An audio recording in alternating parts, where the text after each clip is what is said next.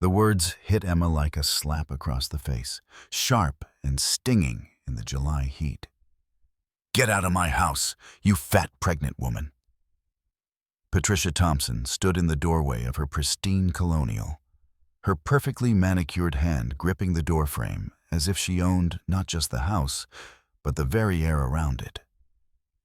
Her ash-blonde hair, maintained weekly at an exclusive salon she couldn't quite afford, caught the afternoon sunlight, and her expression held all the warmth of polished marble. Emma's hand instinctively moved to her swollen belly, 7.5 months of pregnancy making every movement deliberate and careful. The baby kicked hard against her palm, as if sensing her mother's distress. She stood on the brick walkway she'd helped Michael lay 2 summers ago, back when his mother had smiled at her, back when Emma Chen had been welcomed into the Thompson family with open arms and tight hugs. Back before Patricia discovered that Emma's family money wasn't coming. "Patricia, please." Emma's voice came out smaller than she intended. "Michael asked me to pick up the bassinet you said we could borrow. He's stuck at work and I don't care what Michael said." Patricia's voice cut through the suburban quiet like a knife through silk. "That bassinet was for my son's real wife, not some gold digger who trapped him with a pregnancy." The accusation landed like a physical blow. Emma felt her breath catch, her hand tightening protectively over her daughter. Around them, Maple Ridge Lane continued its afternoon routine. Sprinklers hissed on manicured lawns, someone's wind chimes played their endless melody, a dog barked in the distance. But Emma could feel eyes on them now. Mrs. Henderson from across the street had paused her gardening. The Johnsons' teenage son had stopped washing his car. Patricia knew they were watching. She'd counted on it. "I'm not a gold digger," Emma said quietly, fighting to keep her voice steady. "I love Michael. I've never asked him for anything except everything." Patricia stepped out onto the porch, her designer dress, last season's Tory Burch, purchased at an outlet, swishing around her knees. "You think I don't see what you're doing? Barely working at that little bookstore, letting my son support you, getting pregnant to lock him down before he realized he could do better." Emma's jaw clenched. The bookstore had been her refuge. The one place in Westbrook where no one knew that Emma Chen of Chen Technologies was serving them coffee and recommending mysteries, where she could just be Emma, not the heiress to a tech empire worth $4.2 billion.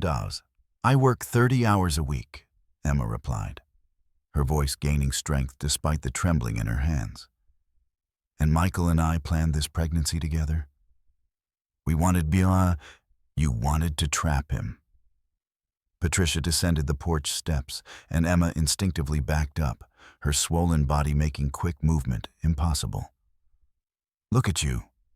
You've gained what, 60 pounds? 70? You waddle around like a cow you can barely fit through doorways, and you expect my son to find you attractive? To want to come home to that?" The cruelty was so casual, so practiced, that Emma knew these weren't spontaneous insults. Patricia had been rehearsing this speech, waiting for the perfect moment to deliver it with maximum impact and witnesses. "Michael loves me," Emma whispered, but even she could hear the doubt creeping into her voice. "Michael tolerates you because he's too kind to admit his mistake." Patricia was close now, close enough that Emma could smell her expensive perfume. Chanel No. 5, the real thing. Probably a gift from someone wealthier. But I'm not kind, Emma. I'm practical. And practically speaking, you need to leave my property before I call the police and have you removed for trespassing. Emma's phone buzzed in her pocket. Michael, probably, wondering where she was. Wondering why she hadn't picked up the bassinet yet. She wanted to answer it. Wanted to hear his voice. Wanted him to tell her that his mother was wrong about everything. But a deeper part of her, the part she'd been suppressing for 2 years. Wondered if Patricia was right. Wondered if Michael's increasing late nights at work, his distraction when she talked about nursery colors, his silence when his mother made cutting remarks about Emma's weight. Wondered if all of it meant he regretted marrying the quiet bookstore girl instead of someone from his mother's country club set. "I'll go," Emma said finally, her voice hollow. "But I need to talk to Michael about—" "Michael is having dinner with us tonight. Family dinner. Adults only." Patricia's smile was sharp as broken glass. "You're not invited. In fact, why don't you do us all a favor and go visit your family for a while? I'm sure your parents in—" She paused, searching for the detail. "Wherever they are, would love to see you." San Francisco, Emma thought, but didn't say. Her parents were in San Francisco, in the penthouse overlooking the bay, probably in meetings about the latest acquisition or product launch. Her brother was there too, running the venture capital division. Her sister was in New York, managing the East Coast operations. And Emma was here, in Westbrook, Connecticut, standing on her mother-in-law's perfect brick walkway, being called fat and unwanted while her baby kicked inside her. "Fine," Emma said, turning with difficulty toward her car, Michael's old Honda Civic that he'd given her when they got married. Her BMW was in storage in California, along with everything else from her previous life. "But Patricia, you should know. I don't need to know anything from you, except that you understand your place." Patricia crossed her arms, her posture rigid with satisfaction. "My son deserves better. This family deserves better. And if you had any dignity, you'd admit that and leave before you embarrass yourself further." Emma made it to the car, her hands shaking so badly she dropped her keys twice. Behind her she could hear Patricia's heels clicking back up the walkway, the front door closing with decisive finality. Around the cul-de-sac, curtains twitched. Faces appeared in windows, then quickly disappeared. Everyone had seen. Everyone had heard. Emma Chen Thompson, secret heiress to one of Silicon Valley's most successful tech companies, had just been publicly humiliated by a woman whose entire net worth wouldn't cover the monthly maintenance fees on Emma's family's private jet. The irony would have been funny if Emma weren't crying. She sat in the hot car, the vinyl seats burning through her thin maternity dress, and pulled out her phone. Michael had called 3 times. She ignored his voicemails and scrolled to a number she hadn't dialed in 2 years. A number she'd memorized at 13, but had promised herself she'd never use unless it was an emergency. Her finger hovered over the contact labeled, "Dad, emergency only." Was this an emergency? Or was she just being dramatic, emotional, hormonal, the way Patricia always said? The baby kicked again, hard enough to make Emma wince. And something in that kick, that fierce, determined movement, reminded Emma of who she'd been before she met Michael Thompson at that charity fundraiser. Before she'd fallen for his kind smile and his genuine laugh and his complete lack of interest in her family's money, mainly because she'd never told him about it. Emma had spent 2 years being the perfect middle-class wife, shopping at Target and clipping coupons and pretending that her family's wealth was just comfortable rather than extraordinary. She'd worked at the bookstore not because she needed the money, but because she needed to prove she could be normal, could be loved for herself rather than her bank account. But normal had gotten her here. Normal had gotten her a husband who couldn't stand up to his mother. Normal had gotten her publicly humiliated while 7.5 months pregnant. Maybe it was time to stop being normal. Emma pressed the call button and waited through 2 rings before her father's voice filled the car. Warm and concerned in the way only Kenneth Chen could manage while probably running a board meeting. "Emma? Sweetheart, is everything all right?" She opened her mouth to say yes, to make an excuse. to protect her carefully constructed normal life for just a little longer. Instead, what came out was, "Dad, I need you to send the jet." The silence on the other end lasted exactly 2 seconds before her father's voice shifted from concerned to commanding, the tone that made Fortune 500 CEOs nervous. "Where are you? And who do I need to destroy?" Despite everything, Emma felt herself smile through her tears. "I'm in Westbrook. And Dad, nobody needs to be destroyed. But I think it's time the Thompson family learned exactly who they've been treating like trash for the past 6 months." "The jet will be there in 3 hours," her father said without hesitation. "Your mother's already booking the pilot. Emma, whatever's happened, we're going to fix it." "I know," Emma said softly, watching Patricia's perfect Colonial in her rearview mirror. Through the front window, she could see her mother-in-law on the phone, probably calling Michael, probably telling him that his embarrassing wife had finally left like she'd been told. Patricia had made one critical mistake in her campaign to drive Emma away. She'd assumed Emma Chen had nowhere to go, no resources to fight back, no family who would come running at a moment's notice. In 3 hours, a private jet would land at Westbrook Municipal Airport. In 3 hours, Patricia Thompson would learn that the fat, pregnant woman she'd just kicked out of her house could buy her entire neighborhood without checking her bank balance.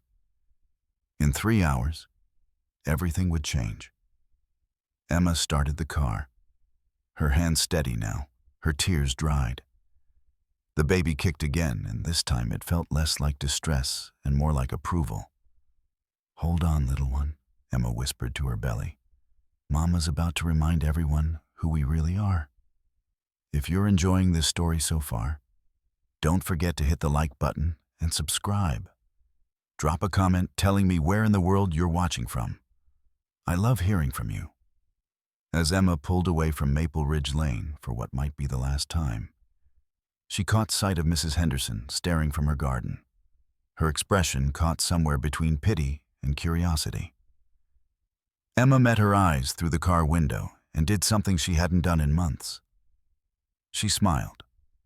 Not the uncertain, apologetic smile she'd learned to wear around Michael's family and friends. Not the careful, inoffensive smile of someone trying to fit in where they didn't belong. But the confident, knowing smile of a woman who just remembered she had options. Mrs. Henderson looked confused, then concerned, probably wondering if the stress had finally broken poor Emma Thompson's mind. She had no idea that Emma Thompson's mind had just woken up. The bookstore was quiet when Emma arrived, the afternoon lull between lunch rush and evening browsers creating pockets of peaceful silence.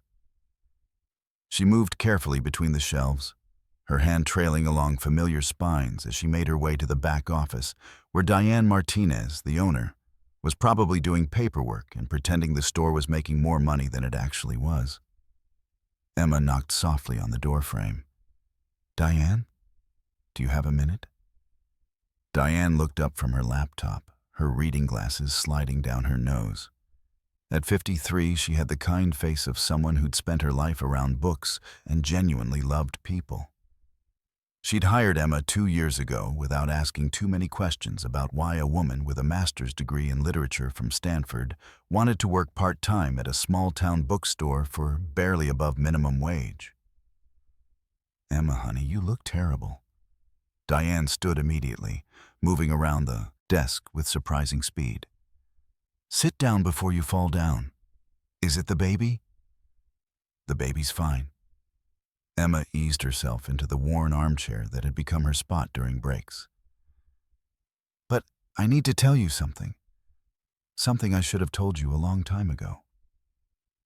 Diane pulled up her desk chair, her expression shifting to concern. "Okay. You're scaring me a little. Is Michael... Michael's fine. Sort of. It's complicated." Emma took a deep breath, her hands resting on her belly where the baby had finally settled into calm. "Diane, I haven't been completely honest with you. About who I am, about why I'm really here in Westbrook. You're not in witness protection, are you? Diane asked with forced lightness. Because I have to admit, that would make the Thursday book club a lot more interesting. Despite everything, Emma laughed. No, nothing that dramatic. But I do need to tell you that I'm quitting, effective immediately, and I need to explain why. Emma, if this is about what happened at the Thompson house today. Diane stopped herself. Yes, I heard. Mrs. Henderson called me 20 minutes ago. She's been shopping here since we opened, and she thought I should know that Michael's mother said some truly awful things to you in front of half the neighborhood. Emma felt her face flush with renewed humiliation. Of course, word had spread already. This was Westbrook, where gossip traveled faster than the internet. Patricia Thompson said a lot of things, Emma replied quietly. Most of them were cruel. Some of them were about my weight, my worth, my place in her son's life. But none of them were true about who I actually am. You're a kind, hard-working woman who's about to become a mother, Diane said firmly. That's who you are. And Patricia Thompson is a social climbing nightmare who's been kissing up to the country club set since before you moved here. Everyone knows it, even if they're too polite to say it to her face. There's more to it than that.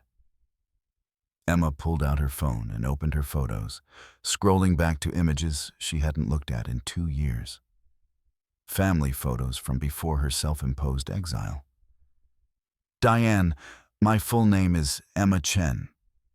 My father is Kenneth Chen, CEO of Chen Technologies. My mother is Susan Lee Chen, CFO of the same company. Together, they built one of the largest tech companies in Silicon Valley. Diane stared at her blankly. I don't understand. Chen Technologies has an annual revenue of about $4.2 billion. We develop AI systems for healthcare, manufacturing, and infrastructure. My brother runs our venture capital division. My sister manages East Coast operations, and I... Emma paused, meeting Diane's increasingly shocked expression. I'm the primary heir to the family company. I'm worth, personally, about $800 million. The silence that followed was so complete that Emma could hear the clock ticking on Diane's wall, could hear the faint sounds of traffic outside, could hear her own heartbeat pounding in her ears. You're a billionaire, Diane said finally, her voice flat with disbelief. Technically, my family's net worth is in the billions. My personal trust is in the hundreds of millions. Emma watched her friend process this information, watched the confusion shift to something else. I came to Westbrook 2 years ago because I wanted to escape all of that. I wanted to find someone who loved me, not for my family's money.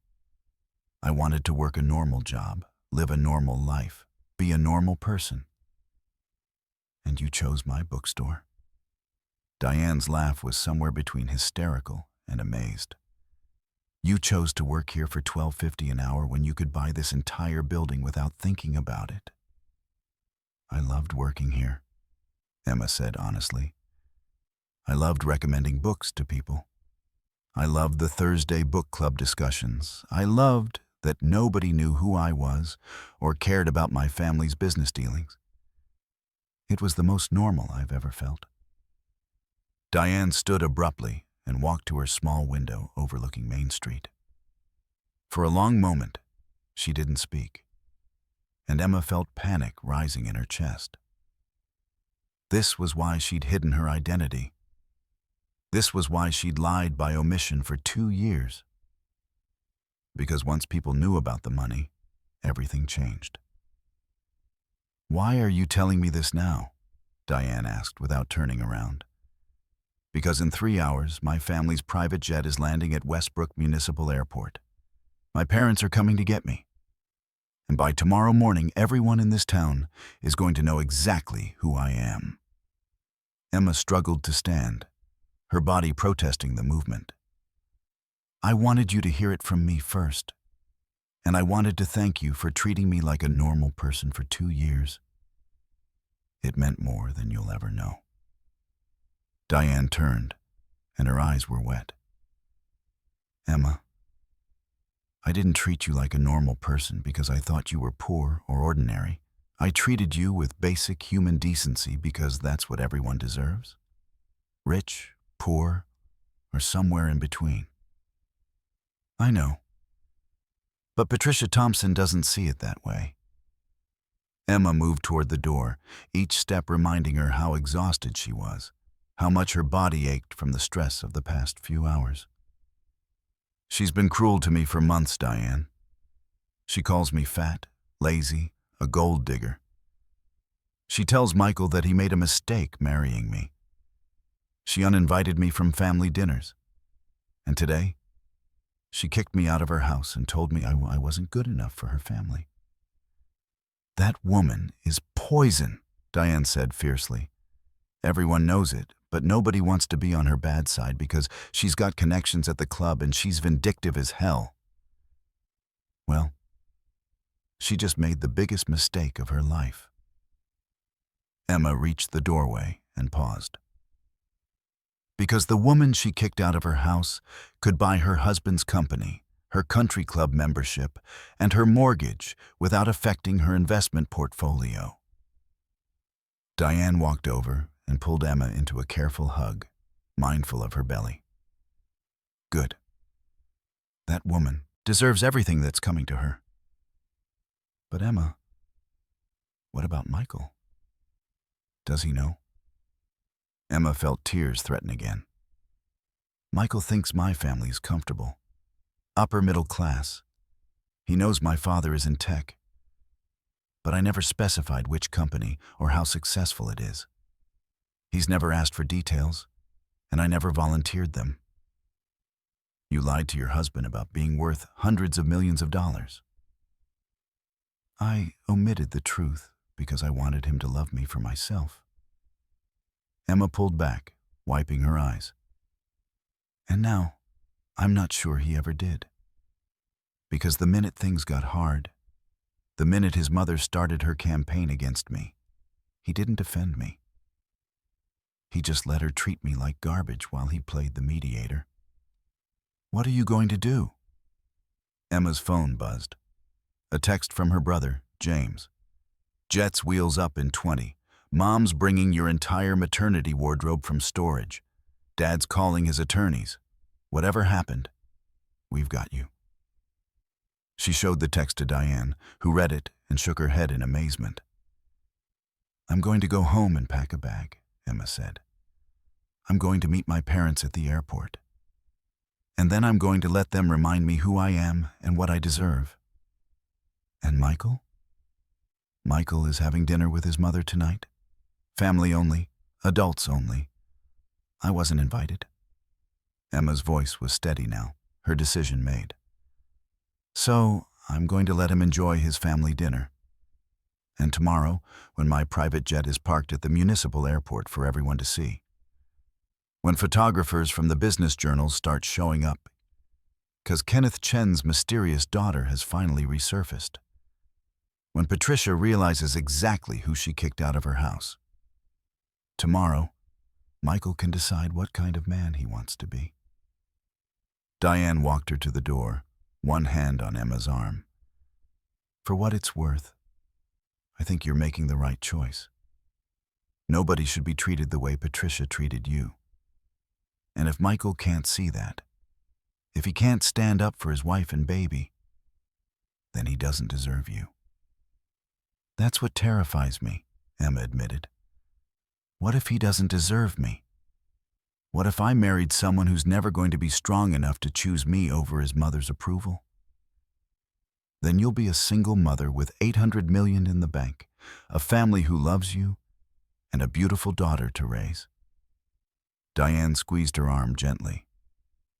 "You'll survive, Emma. Women like you always do." As Emma walked out of the bookstore for the last time, she felt the weight of 2 years lifting from her shoulders. She'd spent 730 days pretending to be someone she wasn't, trying to fit into a life that had never quite fit right. She'd convinced herself that love meant sacrifice, that being normal meant being small, that happiness required her to hide the best parts of herself. Patricia Thompson had meant to destroy her with those cruel words on the front lawn. Instead, she'd freed her. Emma drove to the small ranch house she shared with Michael on the outskirts of town, the one they'd bought with his savings and her careful contributions from bookstore paychecks. She'd loved this house once, loved its modest size and affordable mortgage, loved that it was theirs without her family's money attached to it. Now it felt like a costume she'd worn too long, constricting and uncomfortable.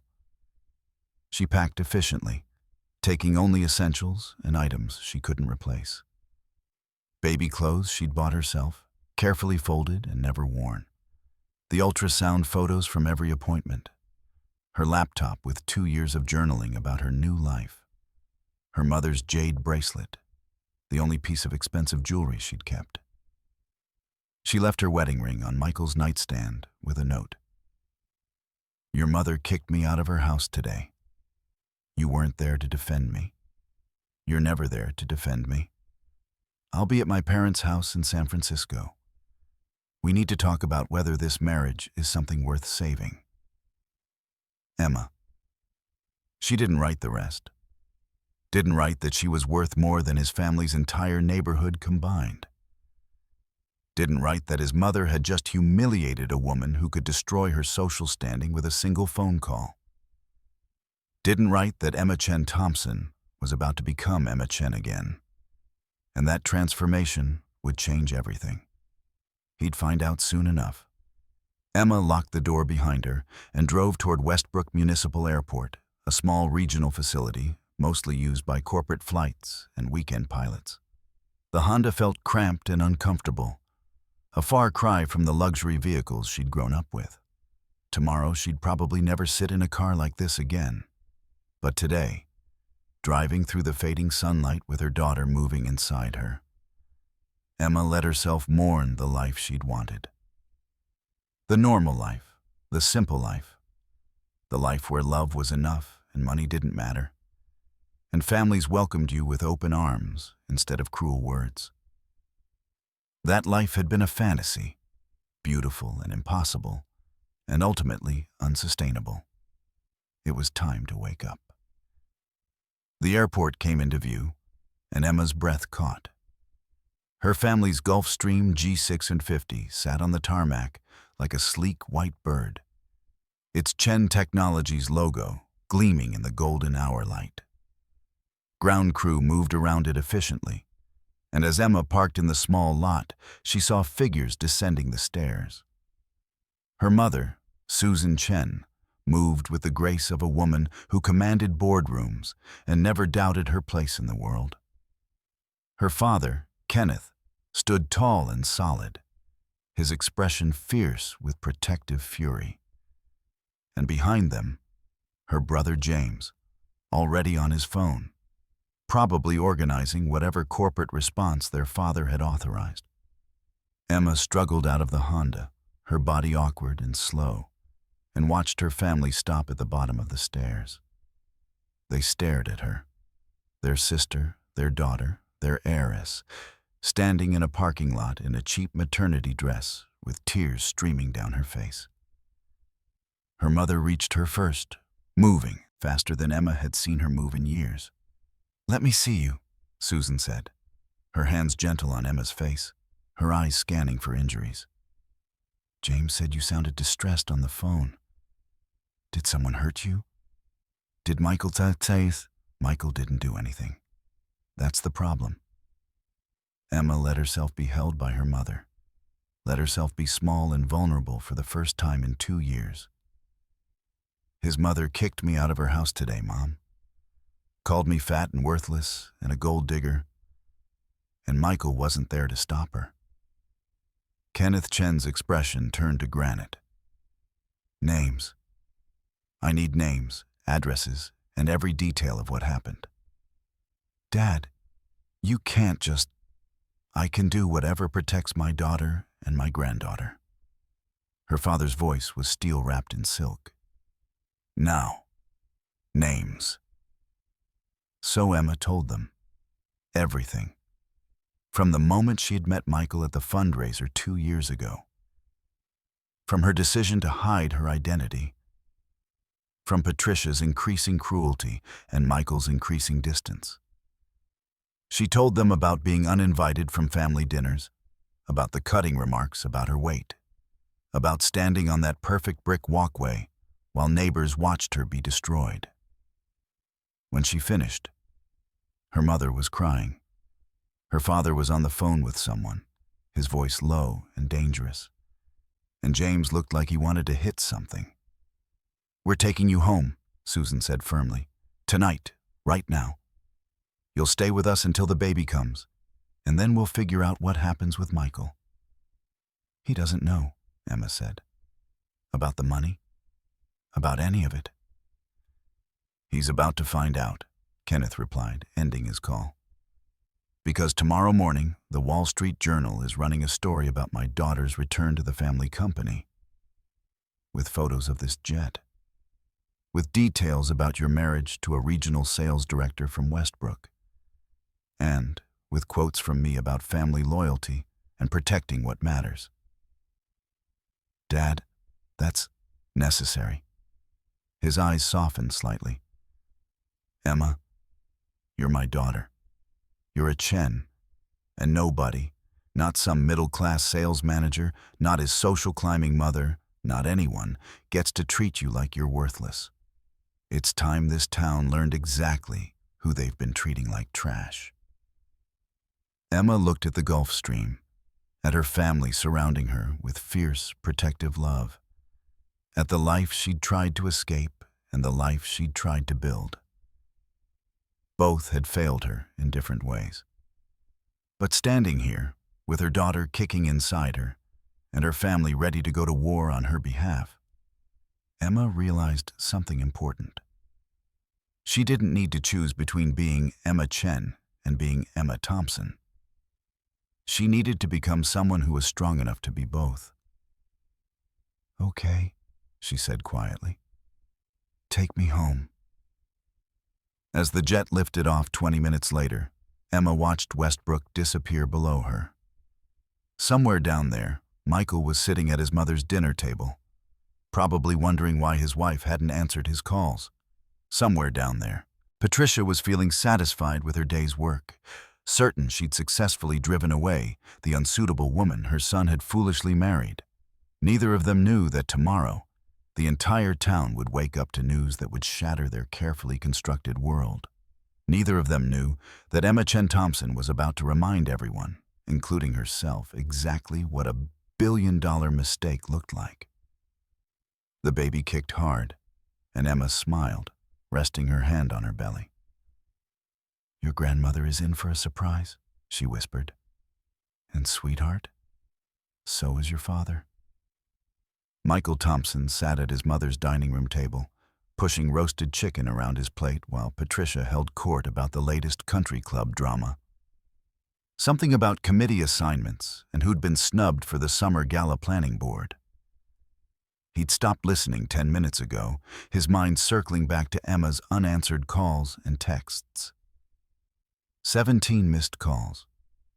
That wasn't like her. "Michael, are you even listening?" Patricia's voice cut through his thoughts like a knife through butter. "Sorry, Mom, just distracted." He checked his phone again. Nothing. "I'm worried about Emma. She was supposed to pick up the bassinet this afternoon, but she never came by. And now she's not answering her phone." Patricia took a delicate sip of wine, her expression carefully neutral. "Actually, she did come by." Michael looked up sharply. "What? When?" "Around 3 o'clock, but I sent her away." Patricia set down her wine glass with precise care, the gesture of someone delivering news they'd rehearsed. "Michael, darling, We need to have a serious conversation about your marriage. Ice settled in Michael's stomach. What did you do? I did what was necessary. What you've been too kind-hearted to do yourself. Patricia leaned forward, her voice taking on the reasonable tone she used when explaining why her way was the only sensible option. I told Emma the truth, that she's not good enough for this family, that she's trapped you with this pregnancy, that it's time for her to leave and let you move on with your life. The fork slipped from Michael's hand, clattering against the china plate. You did what? Don't use that tone with me, young man. I'm your mother, and I'm trying to protect you. Patricia's eyes flashed with indignation.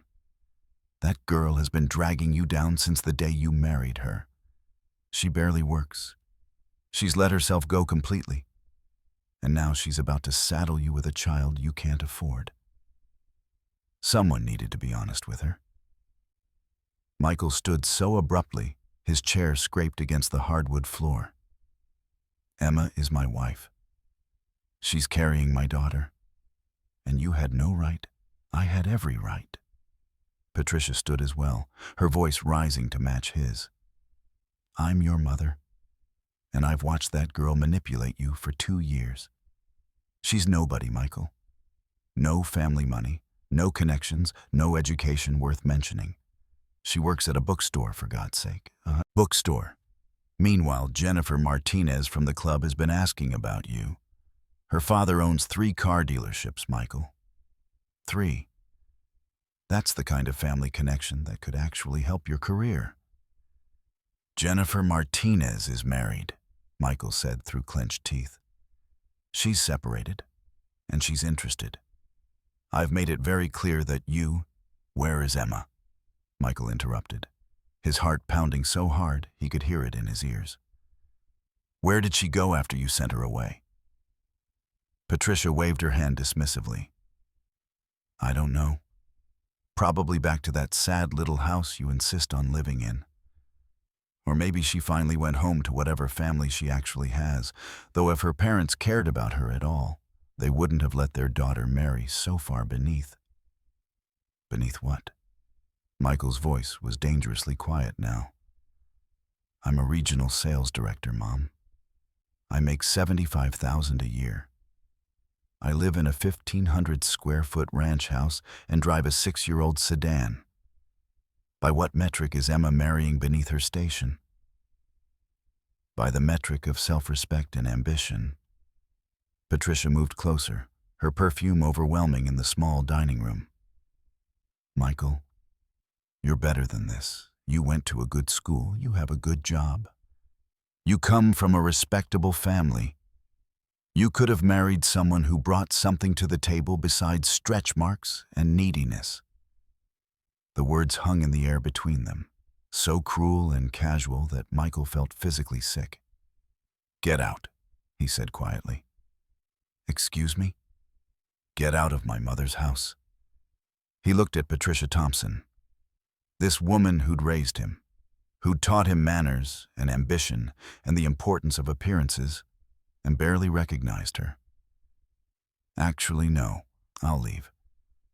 You stay here in your perfect house with your perfect opinions about who's good enough and who isn't. Michael James Thompson, don't you dare walk out on me. But he was already moving, grabbing his keys from the entry table, his phone from his pocket. He tried Emma's number again as he reached his car. It went straight to voicemail. Emma, it's me. I just found out what my mother said to you. Baby, I'm so sorry. I'm coming home. Please just wait for me. We'll figure this out. I love you. The 15-minute drive to their house felt like hours. Michael's mind raced with increasingly terrible scenarios. Emma in distress, Emma having early contractions from stress. Emma deciding she couldn't do this anymore. Couldn't be married to a man whose mother treated her like garbage while he played peacemaker and avoided conflict. God, how long had he been avoiding conflict? How many times had he heard his mother make cutting remarks about Emma's weight or her job or her background and said nothing? How many family dinners had he attended while Emma sat at home, uninvited and unwanted? He'd told himself he was keeping the peace, that his mother would eventually come around, that Emma understood his difficult position, but the truth was simpler and uglier. He'd been a coward. The house was dark when he pulled into the driveway. Emma's car, his old Honda that he'd given her when they got married, sat in its usual spot, but something felt wrong. The porch light was off. The curtains were drawn. Everything was too quiet. Michael's hands shook as he unlocked the front door. "Emma? Baby, are you here?" Silence answered him. He moved through the house, turning on lights, calling her name. The living room was empty. The kitchen was clean, no signs of dinner preparation. The nursery they'd been slowly putting together stood unfinished, the crib still in its box, waiting for them to assemble it together. He found the note in their bedroom, propped against his alarm clock next to her wedding ring. Michael's legs gave out, and he sat heavily on the bed, reading the words once, twice, 3 times. Each reading made his chest tighter, made breathing harder. "Your mother kicked me out of her house today. You weren't there to defend me. You're never there to defend me." He thought about all the times he should have been there, all the moments he'd chosen comfort over courage, chosen his mother's approval over his wife's dignity. He'd told himself it didn't matter, that Emma was strong enough to handle Patricia's barbs, that eventually his mother would see how wonderful Emma was. But Emma shouldn't have had to be strong enough. She shouldn't have had to handle anything alone. She was his wife, carrying his child, and he'd left her defenseless against a woman who'd been systematically destroying her for months. Michael pulled out his phone and dialed Emma's parents' number, the one from the emergency contact sheet they'd filled out at the hospital during their first pregnancy appointment. He'd never called it before, had barely thought about Emma's family beyond the fact that she said they were estranged and she preferred not to discuss them. The line rang 4 times before a woman answered, her voice cool and professional. "Chen residence?" "Hi, I'm looking for Emma. Emma Chen. Or Thompson, she goes by Thompson now. I'm her husband, Michael, and I need to speak with her. It's important." The pause that followed was long enough to make Michael nervous. "Mr. Thompson, how interesting that you're calling now. Please hold." Music filled the line, classical, expensive sounding. Michael waited, his heart pounding, his mind racing with questions. Why had the woman sounded so cold? Why was there hold music at Emma's parents' house? Why was everything about this phone call making his skin prickle with unease?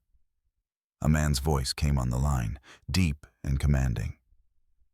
"Mr. Thompson, I'm Kenneth Chen, Emma's father. I understand you're looking for my daughter." "Yes, sir. She left a note saying she was going to your house. I need to talk to her. I need to apologize for what exactly?" Kenneth's voice was ice. "For allowing your mother to verbally abuse my pregnant daughter? For failing to defend your wife? For 2 years of standing by while she was treated like trash by your family?" Michael felt his face flush hot. "Sir, I know I've made mistakes, but I love Emma. I need to explain." "You'll have your chance to explain. Tomorrow morning, 9 a.m., our attorneys will be contacting you about custody arrangements and separation terms." "Custody arrangements?" Michael's voice cracked. "Mr. Chen, please, I don't want a separation. I want to talk to my wife. Emma is resting. The stress of today's events caused some contractions, nothing serious, but concerning enough that our family physician is monitoring her overnight." Contractions, from stress, from what his mother had said and done while Michael sat in his office. returning emails and pretending his life wasn't falling apart. Is she okay? Is the baby? They're both fine. No thanks to you or your family. Kenneth's voice softened slightly. Mr. Thompson, I don't know you well enough to judge your character, but I know my daughter, and I know she doesn't make decisions lightly. If she's come home to us, if she's removed her wedding ring, it's because she's reached a breaking point. Please. Michael hated how desperate he sounded. Please, just let me talk to her. 5 minutes. I need her to know that I'm sorry, that I understand what I did wrong, that I want to fix this. Another pause. In the background, Michael could hear voices, the sound of what might be a television or radio, the distinct impression of a large house with multiple people moving through it. I'll ask Emma if she wants to speak with you, Kenneth said finally. But Mr. Thompson, if she says no, you'll respect that decision, and tomorrow you'll accept the documents our attorneys deliver with grace and maturity. Do we have an understanding? Yes, sir. Good. Hold the line. The music returned. Michael sat on the edge of his bed, still holding Emma's note, staring at her wedding ring catching the lamplight. 2 years of marriage, reduced to a simple gold band and 3 sentences. He'd thought he was being reasonable, diplomatic, smart about managing his mother's strong personality. He'd thought Emma understood that Patricia just needed time to warm up, to see past her initial reservations. But reasonable had been cowardice. Diplomatic had been complicit.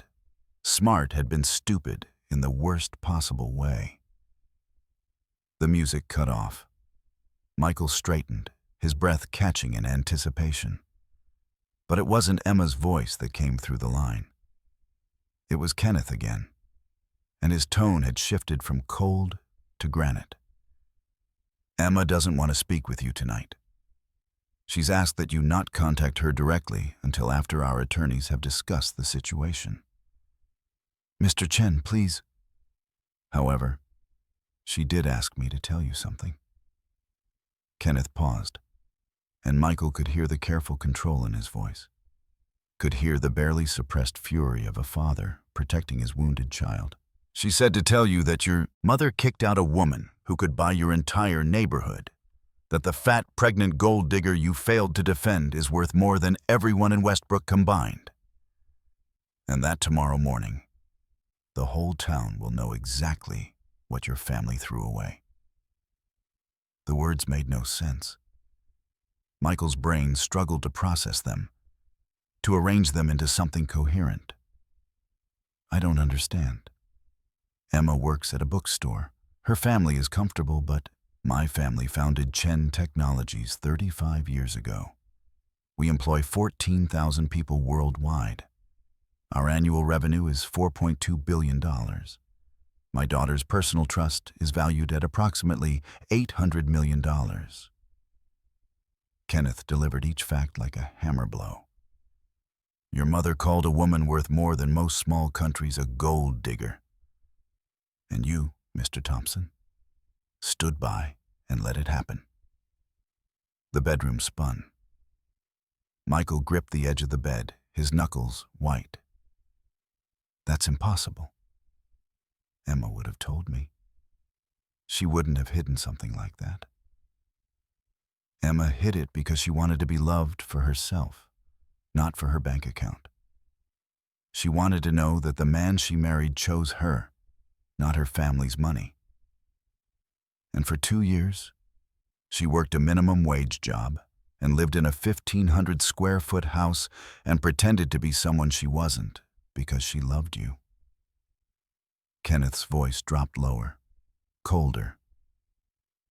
But tonight, sitting on my family's private jet, my daughter cried herself sick. She had contractions at 30 weeks because your mother's cruelty and your cowardice put her under so much stress that her body tried to go into early labor. So no, Mr. Thompson. You don't get to talk to her tonight. You get to sit in your sad little house and think about what you've lost. Sir, I didn't know. You didn't know because you never asked. You never wondered why a Stanford graduate with a master's degree in literature was content working at a bookstore. You never questioned why she never asked you for money, never seemed concerned about finances, never invited you to meet her family. You didn't know because you didn't want to know. The line went dead. Michael sat in the silent house, Emma's note in one hand, his phone in the other, and tried to comprehend what he'd just learned. Emma Chen. Chen Technologies. 800 million, his wife, the woman who clipped coupons and shopped at Target and drove his old Honda, was a billionaire heiress, and his mother had called her a fat gold digger and kicked her out of the house.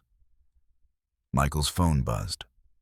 A text from an unknown number with a photo attached. The image showed a sleek white private jet on a tarmac. Chen Technologies' logo clearly visible on the fuselage. In front of it stood a man and woman who could only be Emma's parents.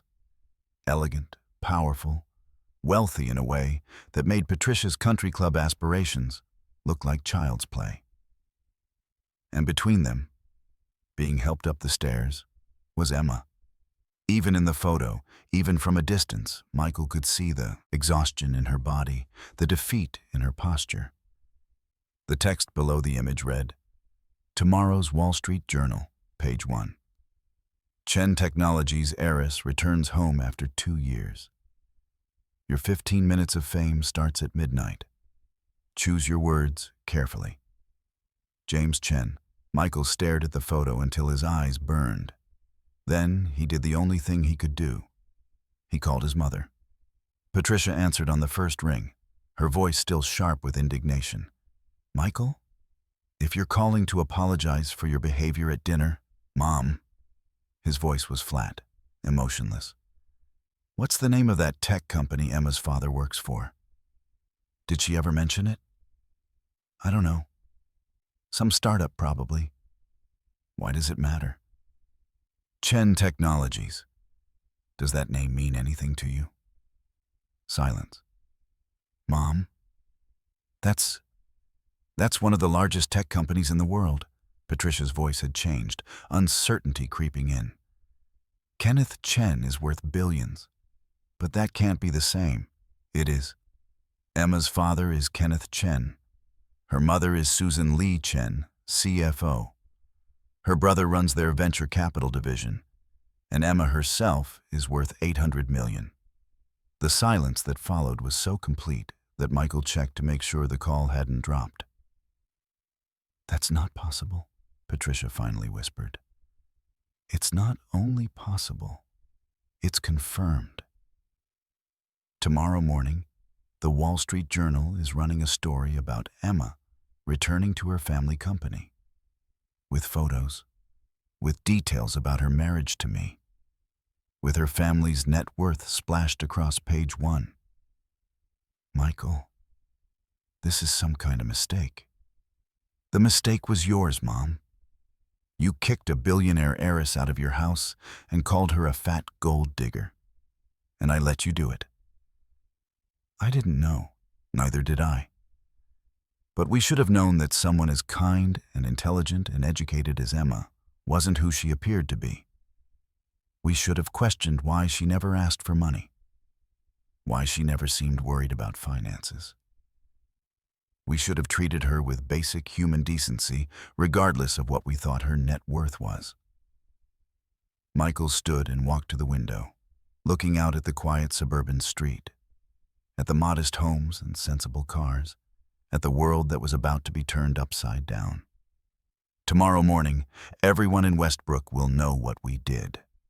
Everyone at the country club, everyone at your book club, everyone who watched you humiliate Emma on your front lawn today.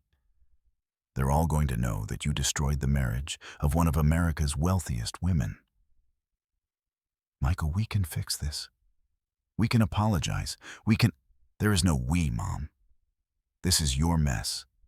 You made it. And now you're going to live with the consequences? He hung up before she could respond, before she could try to manipulate or justify or explain away her cruelty. Then Michael Thompson sat in the house he'd shared with Emma, surrounded by the modest life they'd built together, and waited for midnight, when the whole world would learn what he'd been too blind to see. His wife wasn't the one who'd married above her station. He was the one who'd married a queen and treated her like a servant. And tomorrow, everyone would know it. The Wall Street Journal landed on doorsteps across Westbrook at 6:00 a.m., but the digital version had been live since midnight. By sunrise, the story had been picked up by Bloomberg, Forbes, and every major business publication in the country. Chen Technologies' heiress returns home after 2-year absence. Emma Chen, daughter of tech billionaire Kenneth Chen, resurfaces in Connecticut after mysterious hiatus. Sources confirmed Chen had been living under married name, working retail job while estranged from 4.2B family empire. The photo accompanying the article showed Emma on the Gulf Stream stairs, her pregnant silhouette unmistakable, flanked by her parents. A smaller image showed the jet itself, parked at Westbrook Municipal Airport, its corporate logo gleaming. By 7:00 a.m., the parking lot outside Diane's bookstore was packed with news vans. By 7:30, reporters had discovered Michael and Emma's address and were setting up cameras on the street. By 8:00, Patricia Thompson's pristine Colonial was surrounded by journalists asking for comment about the incident that allegedly preceded Emma Chen's departure. Maple Ridge Lane had never seen this much activity. Ever.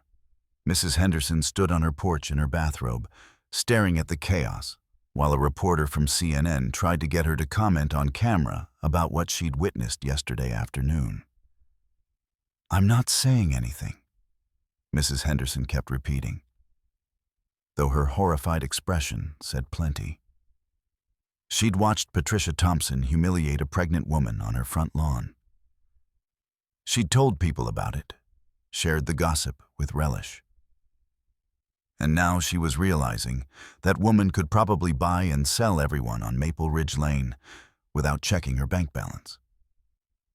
Inside Patricia's house, the phone hadn't stopped ringing.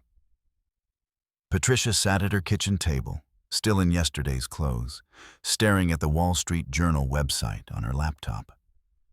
The article had been refreshed 47 times in the past hour, each refresh showing more comments, more shares, more people weighing in on the story of a tech heiress who'd hidden among ordinary people only to be driven away by her cruel mother-in-law. Because of course the article mentioned her, not by name. The Chens were too sophisticated for that. But the details were specific enough. Sources close to the family indicate Chen left Westbrook following a confrontation with her husband's family regarding her pregnancy and social standing. Social standing. Patricia felt sick. Her phone buzzed again, another call from the country club. She'd stopped answering after the membership director's carefully worded message about recent publicity and club reputation and whether Patricia might consider taking a brief hiatus from committee responsibilities. Translation: they were distancing themselves from her as fast as possible. The doorbell rang. Patricia ignored it. The doorbell rang again. Then someone knocked, hard and official. "Mrs. Thompson? This is Detective Martinez from Westbrook Police. We need to speak with you about a harassment complaint." Patricia's blood ran cold. She moved to the front window and peered through the curtain. 2 police officers stood on her porch, looking thoroughly uncomfortable with the cameras pointing at them from the street. She opened the door a crack. "What is this about?" "We've received a formal complaint regarding an incident that occurred on these premises yesterday afternoon. May we come in?" Patricia had no choice but to let them inside, away from the cameras and journalists. The older detective, a woman with kind eyes and a no-nonsense expression, pulled out a small notebook. Mrs. Thompson, can you describe your interaction with Emma Chen Thompson yesterday around 3 p.m.? It was a private family matter. Ma'am, we have 3 witness statements describing you verbally harassing a pregnant woman on your front lawn. One witness recorded part of the incident on their phone. The detective's expression remained neutral. The Chen family's attorneys have filed harassment and emotional distress charges. Given Mrs. Thompson's pregnancy status and subsequent medical complications, this is being taken very seriously. Medical complications? Patricia's voice came out strangled. Mrs. Chen Thompson experienced stress-induced contractions following your confrontation. She was treated by a physician and is currently under medical supervision. The detective flipped a page in her notebook. Now, can you tell me in your own words what you said to her? Patricia sank onto her sofa, the full weight of what she'd done crashing down on her. I told her to leave. I told her she wasn't good enough for my family. I called her. I said things about her weight, her pregnancy, her worth. And did you at any time physically threaten her or prevent her from leaving? No. I just wanted her to understand her place. The detective exchanged a glance with her partner. Mrs. Thompson, Emma Chen is worth approximately $800 million. Her family employs 14,000 people. What exactly did you think her place was? Patricia had no answer for that. After the police left, with a warning about potential civil suits and restraining orders, Patricia sat alone in her perfect house and watched her perfect life disintegrate. Her phone continued buzzing with calls she couldn't bring herself to answer. Through the front window, she could see more news vans arriving, more cameras pointing at her house.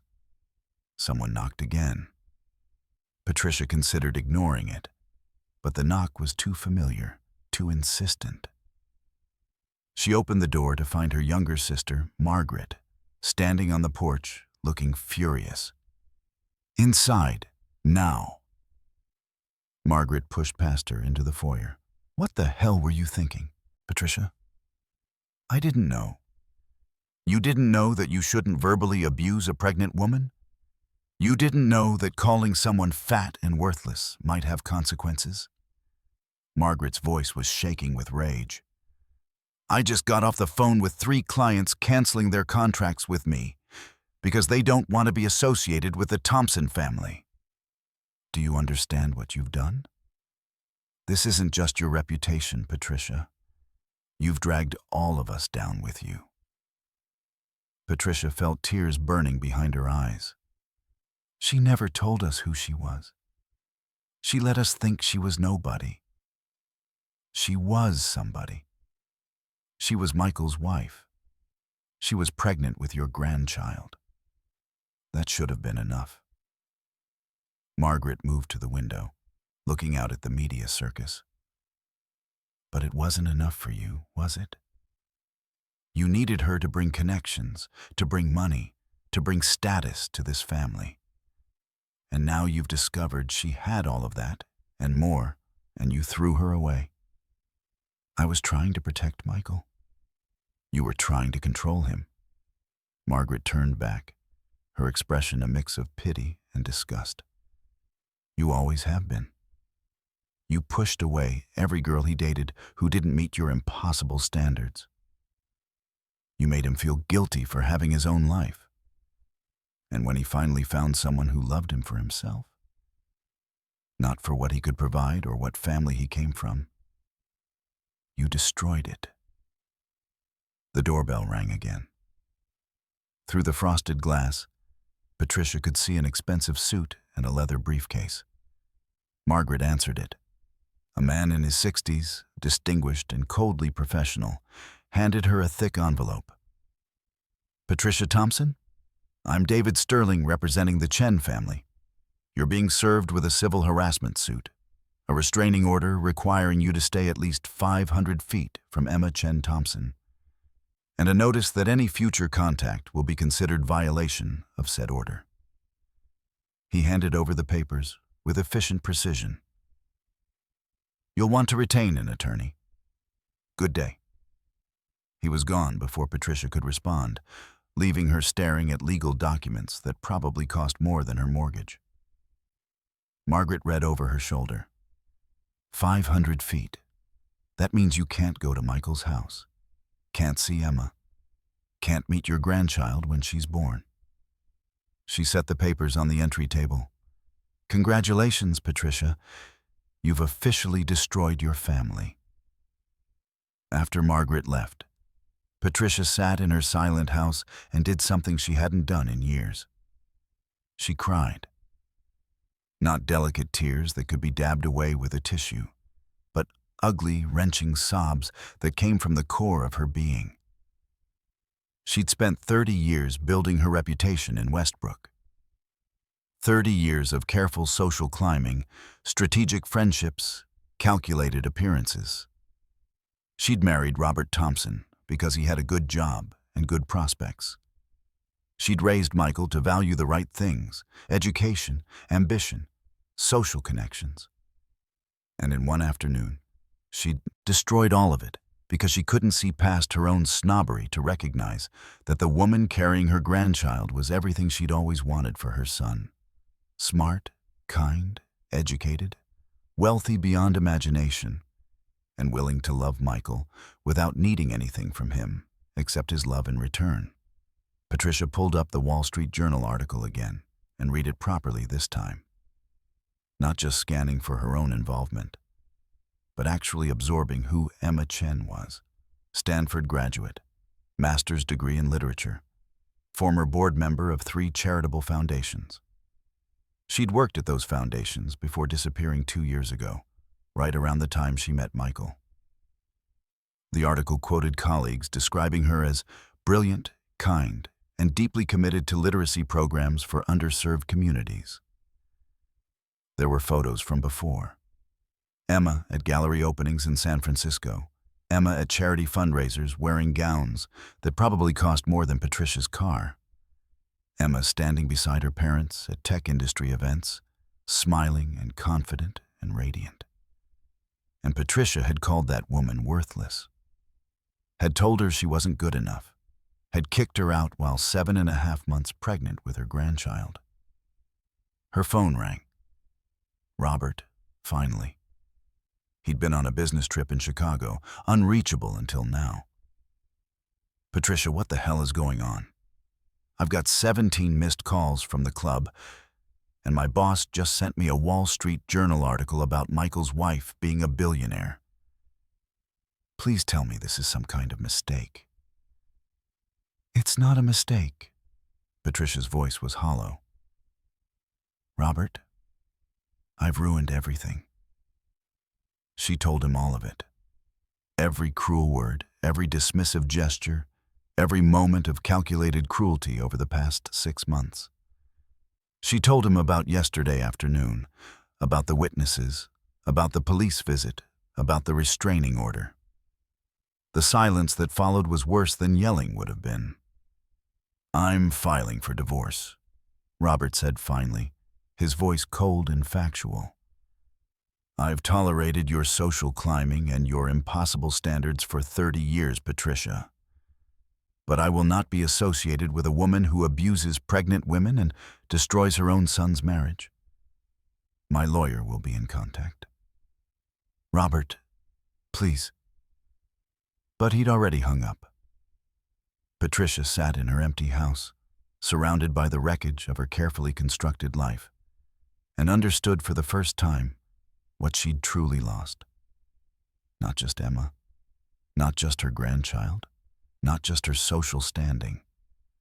She'd lost everything that mattered while chasing everything that didn't. Across town, Michael sat in his living room, ignoring the reporters outside, staring at his phone. He'd been staring at it for hours, debating whether to call, whether to text, whether to show up at the San Francisco address that Google helpfully provided when he searched Chen Technologies headquarters. The address was a 40-story building in the financial district, according to the business photos online. The top 3 floors belonged exclusively to the Chen family. Emma's office, when she worked there, had floor-to-ceiling windows overlooking the bay. His wife had windows overlooking the San Francisco Bay. And she'd been content to look at the parking lot behind Diane's bookstore. Michael's phone buzzed. A text from a number he didn't recognize. "Mr. Thompson, this is James Chen, Emma's brother. She's agreed to speak with you, but not on the phone. If you want to fix this, you'll need to come to San Francisco. I'm sending a plane ticket. Flight leaves Hartford at 2 p.m. Be on it. Come alone. And Thompson, if you hurt my sister again, billionaire or not, I will destroy you. She deserves that much." The text was followed by a mobile boarding pass and an address in San Francisco where Michael was expected tomorrow morning at 9 a.m. Michael looked around the house he'd shared with Emma, at the unassembled crib in the nursery, at the photos on the walls of their wedding day. Small ceremony, just a few friends. Emma glowing in a simple dress that she'd later told him cost $200 from a department store sale. It probably actually cost thousands. And she'd lied to make him comfortable. She'd lied about everything to make him comfortable, to make him feel like he was enough. And he'd repaid her by letting his mother destroy her. Michael stood and started packing. He had 4 hours to get to Hartford, to get on a plane, to fly across the country to face the woman he'd married and failed to protect. He didn't know what he'd say to her. Didn't know if sorry would be enough, or if anything would ever be enough again. But he owed it to Emma to try. He owed it to their daughter, and he owed it to himself to be brave enough to face the consequences of his cowardice. Outside, the cameras kept rolling. Inside, Michael Thompson prepared to discover whether love could survive the weight of so many mistakes, or whether some things, once broken, stayed broken forever.